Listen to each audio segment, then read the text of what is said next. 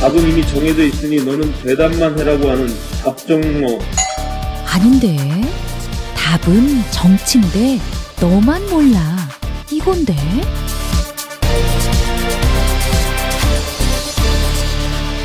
국민보좌관 김성회의 답정너.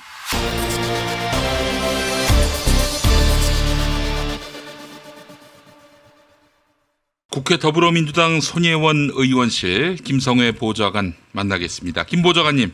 네, 안녕하세요. 네, 박근혜 비선 조직이 트위터 매크로를 제작했고 1,000만 번 리트윗을 했다.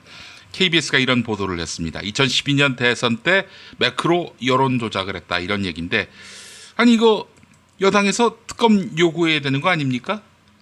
예, 이것은 이제 특검도 특검이지만 사실은 우리나라가 이제 검찰이 있기 때문에 예. 검찰에서 수사를 하면 됩니다. 뭐 김경수 의원 관련돼선 자유한국당에서 계속 목례를 부리면서 검찰이 수사를 똑바로 못할 것 같다느니 하는데, 이제 그 앞에 가로친 말이 있죠. 우리들이 검찰을 부려봐서 아는데 가로 닫고 김경수 지사에 대한 공정한 수사가 이루어지지 않을 것 같으니 특검을 하자 어쩌고저쩌고 떠든 부분이 있었고요. 탐사 K에서 보도했던 박 비선 조직이 매크로를 조작해서 1,000만 번 리트윗을 했다.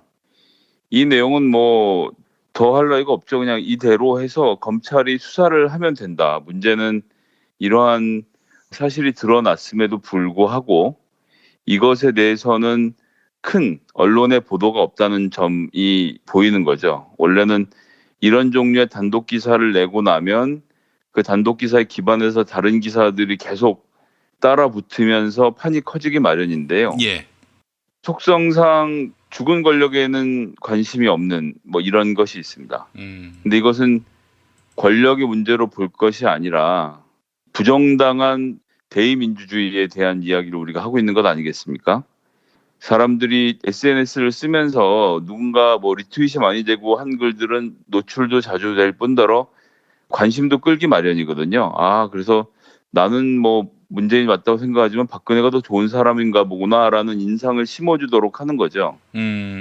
그래서 개인이 한다면 그것은 허용된 선거운동입니다. 왜냐하면 자기가 지지하는 후보의 당선을 위해서 자기가 가진 모든 것을 동원해서 열심히 하는 것, 특히나 뭐 금권 선거를 하지 않는 가운데서는 뭐 충분히 할 수 있는 일이고, 그래서 온라인 선거운동이 장려됐던 것인데, 이러한 것을 특별한 팀을 만들고 돈을 들여서 뭐 거기다 뭐 기무사의 국정원에 온갖 정보 조직들이 붙어서 이런 댓글 전쟁을 벌이고, 게다가 이 새누리당이 1,000만 개의 리트윗을 했다는 것, 이거는 뭐 굉장히 중요한 일이라서 이것은 죽은 권력에 대한 조사가 아니라 민주주의를 부정하는 세력에 대한 취재라고 저는 규정해야 한다고 보고요. 예. 그렇기 때문에 이 문제에 대해서 언론 관계자들이 좀 더 많은 관심을 가지고 내용들을 파헤쳐 주셨으면 좋겠어요. 이게 새누리당이 별도로 어떻게 해서 키운 조직이기도 하고, 또 한편으로는 이런 업자들이 존재하는 것이거든요. 이런 업자들이 존재해서 이 업자들이 그게 뭐 새누리당이 돈을 많이 주니까 새누리당이 붙는 것도 있고, 또 그런 업자들이 존재하는 거 보면서 새누리당이 자체적으로 인물을 키워내는 과정도 있었던 것 같고요.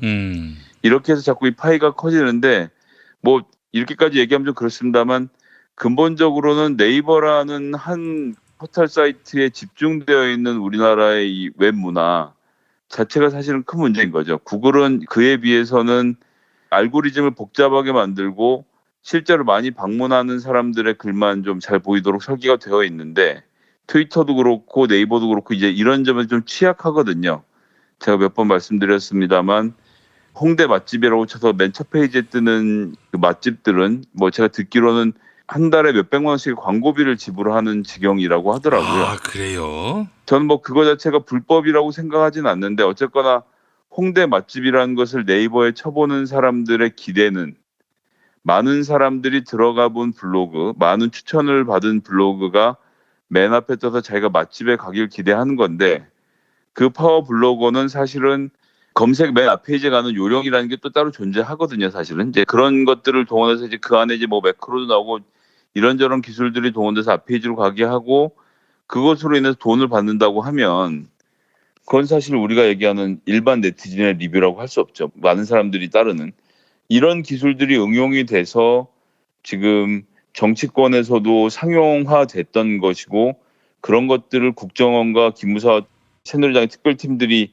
활동을 하면서 그런 작업을 상업적 영역에 있던 작업을 가져온 거거든요. 그래서 네이버라는 한 포털 사이트로 집중되어 있는 것도 사실은 큰 문제고 또 이런 업자들이 활개를 치고 다니는 것도 문제이기 때문에 이것에 대한 좀 전면적인 대책이 필요하고 전면적인 대책을 세우려면 무엇보다도 중요한 것은 이자들을 잡아들여야 되는 거죠. 게다가 지난 6월이었던가요? 벌써 나왔던 기사입니다만 내부자가 이미 양심 고백을 한 상태이지 않습니까? 그런 양심 선언을 바탕으로 해서 관련자들을 전부 다 색출하고 그리고 어떤 금전이 오고 갔는지 선거 결과에 과연 영향을 미칠 만큼의 역할을 했는지 그것이 아니더라도 이런 식으로 여론을 왜곡하는 사람들은 뿌리를 뽑아야 하고 그 근본을 치유해야 합니다. 그런 과정을 통해서 저는 이 온라인 문화를 바로 잡아야 한다고 생각하고요. 지금 뭐 온라인 문화라고 말을 할 수도 없습니다. 뭐 김PD님 잘 아시겠지만 90년대 PC통신이나 2000년대 초반의 게시판 문화라는 것은 사실은 일부 국민에게만 접근 가능한 영역이었거든요. 그래서 그때 우리가 이제 뭐 네티즌이란 말도 만들어서 쓰고 그것이 뒤에 이제 누리꾼으로 바뀌기도 했습니다만 그래서 이것이 마치 온의 여론과 오프의 여론이 다른 것처럼 나오지만 지금은 핸드폰 다 들고 있고 모두가 인터넷에 접속하는 시대입니다. 유튜브만 해도 아시겠지만 지금 뭐 20세 이하들은 다 유튜브를 보고 자라나고 노인분들도 이제 공중파에서 하는 뉴스는 믿을 수가 없다고 해서 유튜브에 모여서 다 보수적인 방송들을 보고 있다는 얘기가 나오고 있지 않습니까? 예. 그런 만큼 모바일은 모두에게 열려있는 환경이기 때문에 무슨 온라인 여론이 따로 있다는 말 이제 써서는 좀 안 된다 생각하고 모든 국민들이 온라인에 들어와서 활동을 하고 있는 만큼 이 부분을 깨끗하게 청소해 주는 작업은 좀 반드시 필요하다는 말씀을 드리겠습니다. 예. 알겠습니다. 온라인 댓글들 뭐 이제는 안 믿어요. 저는 뭐 거기 무슨 글이 올라오더라도 특히 가장 안 믿는 거는 갈라치기 하는 거 있죠. 네네 그렇습니다. 뭐 김 PD님이 누구보다 크게 피해를 보신 피해자 중에 한 분이시니까 그러실 텐데 이런 것들이 사실은 큰 문제인 거죠. 옛날에 뭐 저도 노사모 게시판에서 뭐 댓글 달고 서로 놀기도 하고 싸우기도 하던 때 생각나지만 그땐 서로 정말 치열하게 댓글 달고 치열하게 토론하고 이러면서 서로 생각을 좁히기도 하고 새로운 것을 배우기도 했었거든요. 근데 지금의 이 댓글이라는 것은 죄다 업자들이 들어와서 계속 똑같은 말을 반복해서 집어넣고 그걸 심지어 이제 기계가 하는 지경에 갔으니 사실 그런데 뉴스를 보면서 아 국민들은 이 문제에 대해서 어떻게 생각할까라고 저도 댓글을 들여다보지 않을 수 없거든요. 직업적 특수성상. 예. 근데 들여다보면 아 이게 알바의 댓글이구나라고 생각을 하면서도 눈을 떼기 어려운 점. 네이버도 노리는 것도 그것입니다. 기사를 읽고 댓글을 보는 동안 네이버 사이트에 1초라도 체류하게 만드는 것이 그들의 광고비로 직결되기 때문에 매크로가 와서 달든 인간이 와서 달든 댓글이 많이 달리고 추천이 많이 달리기를 바라는 거죠. 그래서 기계로 하는 조작 세력에 대한 철저한 단속을 사실상 방기하고 있는 측면이 있지 않나라는 의심을 전 강하게 해보고요. 예. 그래서 예전 얘기입니다만 정청래 의원이 예전에 네이버 밴드가 사찰을 당하고 있다. 이것에 대해서도 압수수색 영장을 받지 않은 채로 그 내용을 들여다보려고 한 경찰이 철도 노조를 상대로 그런 짓거리를 했다라는 사실을 폭로했을 때 그 기사가 국정감사 기간에였습니다. 국정감사 기간이었고 그 다음날 한국일보하고 한겨레 신문의 일면을 차지했던 중요한 기사인데 이 기사가 국정감사 폭로 당일 월요일이었는데 서울경찰청 국감에서 폭로했던 내용이었는데 이것이 댓글이 안 달리고 기사가 올라가질 않더라고요. 어떻게 이럴 수가 있나라고 들여다봤더니 세상에나 이게 국정감사 폭로 내용임에도 불구하고 IT 섹션에 가 있었던 겁니다. 이게 무슨 짓이냐라고 했더니 이건 정치 얘기가 아니라 네이버라는 IT 기업의 일이었기 때문에 자기들이 IT 섹션으로 돌렸다는 거예요. 아 정말 뉴스 편집자들이 이런 장난을 치는 겁니다. 이번 드루킹도 마찬가지로 자기들이 어떨 때는 정치면에 배치하고 네이버가 지금 이제 댓글을 정치면에서는 한번 눌러야 들어갈 수 있게 바꿔놓지 않았습니까? 근데 김경수 지사를 두들겨 패야 될 때는 또 이걸 사회면으로 돌립니다. 특검 입장에서 보면 법조계의 문제니까 사회면으로 돌린다 이런 논리인 거죠. 이것은 어디까지나 철저하게 정치적인 특검이고 국회에서 특별 검사를 만들었기 때문에 정치면에 배치되어야 하는 것이 맞는데 댓글 부대들이 작업하기 쉽고 사람들이 쉽게 댓글을 읽을 수 있도록 사회면에 슬쩍 배치하는 이런 일들. 전 이런 일들이 지금도 일어나고 있다는 의심을 좀 강하게 갖고 있고요. 예. 네이버가 오래가는 기업으로 남으려면 이런 식의 꼼수는 되지 않습니다. 구글은 맨 앞 페이지에 상업 광고 하나 실지 않고도 지금 뭐 돈을 싹쓸이 해서 쓸어 담고 있지 않습니까? 저도 토종 기업이 발전하는 것을 바라지만 그렇다고 해서 저 같은 얄팍한 사람도 블로그 순위를 어떻게 올리는지를 알 수 있을 정도로 만들어 놓고 공정한 경쟁이 벌어지길 기대하면 안 되겠죠. 사실 구글에서도 마찬가지로 검색해서 첫 페이지에 나오게 만드는 기술을 이제 SEO라고 하는데 이런 기술들을 뭐 기술자들이 만들고 뭐 이렇게 하는데 계속 바뀌는 알고리즘 때문에 어려움을 많이 겪거든요. 그래서 실제로 사용자가 많은 사람들이 눌러본 공신력 있는 사이트를 앞페이지에 보내도록 알고리즘을 끊임없이 변화시키고 연구를 하는데 네이버는 그런 것에 비해서는 좀 그런 역할이 좀 부족하지 않나라는 제가 주제 넘은 고언도 좀 드려보고요. 이런 문제들은 조금 전에 말씀드린 대로 온라인 자체가 국민들 다 놀고 있는 공간입니다. 이것은 하나의 사회라고 할 수 있고 네티즌이 따로 있는 게 아니라 모든 국민이 온라인에 올라와 있다는 사실을 좀 깨닫고 그것을 무겁게 받아들이고 네이버 등 이런 회사들도 그렇고 이런 것에 대해서 좀 자정 작업을 해야 될 것이고 검찰에서도 이와 관련돼서 특검에 갈 것도 없이 새누리당의 이 매크로 1,000만 건이 넘는 리트윗이 벌어진 이 건에 대해서 철저하게 수사해 줄 것을 좀 요구드리겠습니다. 자, 그런데 김경수 경남도지사에 대한 구속영장이 청구됐습니다. 예상은 하긴 했어요. 왜냐하면은 사나이가 칼을 뽑았으면 호박이라도 찔러야지. 이런 오기 정도는 보여주고 소멸되지 않겠는가 하는 그런 생각은 있었거든요. 근데 반쯤은 농담이었는데 농담대로 되는군요. 뭐 이쑤시개로 인절미 떡이나 쑤시고 있는 꼴이라고 저는 보고요. 예. 지금 뭐 많은 분들이 이 문제에 대해서 분노하시고 걱정하시고 이런 점을 잘 알고 있습니다. 그리고 민주당도 당 차원에서 강력하게 대응을 하고 있고요. 그런데 이제 특검을 하고 있는데 당에 있는 국회의원들이 특검 사무실 항의 방문 간다든지 이런 것은 사실 국민적으로 거꾸로 역풍을 일으킬 수 있기 때문에 당에서 할 수 있는 최대한의 노력을 하고 뭐 당대표부터 시작해서 대변인까지 총공세를 펼치고 있는 상황이고요. 중요한 것은 원래 구속영장이라는 것이 나오는 조건이 있습니다. 일단 범죄의 심각성, 이 범죄가 얼마나 심각한지를 하나를 놓고 보고 있고요. 예. 두 번째는 진술의 일관성을 또 봅니다. 진술을 잘하고 있는지 혹은 뭔가 거짓말을 할 것 같은지 증거인멸의 가능성은 있는지 즉 소명을 잘하고 있고 검찰의 지시를 잘 따르고 있는지 이런 걸 보고요. 그다음에 도주의 우려 이런 것도 봅니다. 그래서 이 사람이 도망칠 사람인지 아닌지를 보는데 일단 김경수 지사는 2차례에 걸쳐서 소환에 응했고 대질 신문도 했고요. 게다가 본인 소유의 휴대전화 2대를 특검에 임의 제출 형식으로 먼저 자발적으로 제출을 해서 증거인멸의 우려도 없는 상태고요. 게다가 경남 도지사 아닙니까? 네. 도주의 우려도 없는 상태입니다.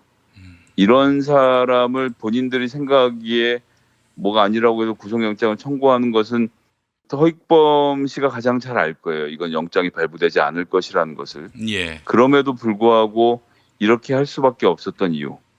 이것은 뭐 뻔합니다. 영장을 청구하고 영장이 기각당하는 과정을 통해서 보수라고 할 것도 없습니다. 우리 아주 수구 세력, 극우 세력들로 하여금 이 문재인 대통령이 대법원을 장악해서 영장 판사를 압박을 가해서 결국 영장이 안 나오게 부당하게 이런 일을 만들었다. 문재인만 아니었으면 우리가 특별검사를 통해서 김경수를 구속시키고 처벌을 시킬 수 있었는데 문재인 정부가 이 사법부까지 전부 다 장악을 했기 때문에 우리가 어떻게 할 도리가 없었다라는 나중에 울분을 토하기 위한 사전 작업의 이상도 이하도 아니라는 점을 말씀드리고 싶습니다. 현직 도지사가 무슨 뇌물을 수수한 것도 없고 그나마도 100만 원을 줬네 만에조차도 드루킹 본인의 증언을 뒤집고 있는 상황 아닙니까? 예.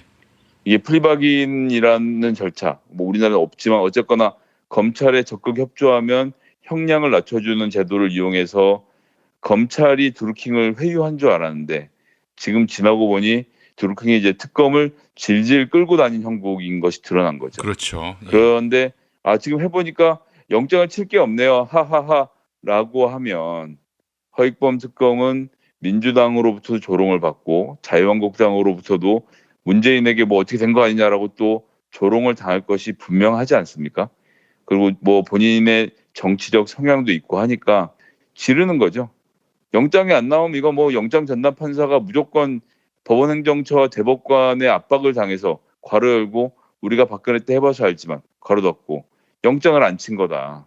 이것은 사법부와 문재인 정부의 국정농단이고 사법농단이다라는 밑밥을 까는 겁니다. 이렇게 해놓고 제가 생각엔 뭐 지금 조금 전에 말씀드렸던 유튜브 여러 가지 지금 채널들이 많죠. 조금 전에 보니까 박근혜 씨가 나왔던 정모 씨 채널은 무려 구독자 수가 23만 명이더라고요.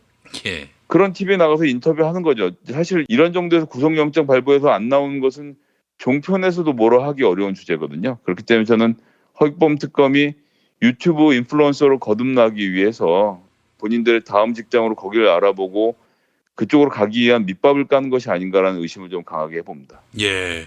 그 자유한국당에서는 아마 그 김경수 지사에 대한 구속영장이 기각되길 바랄 거예요. 왜냐하면은 만약에 집행이 되면은 2012년 댓글에 대한 상응하는 책임을 충당하게 되지 않겠습니까?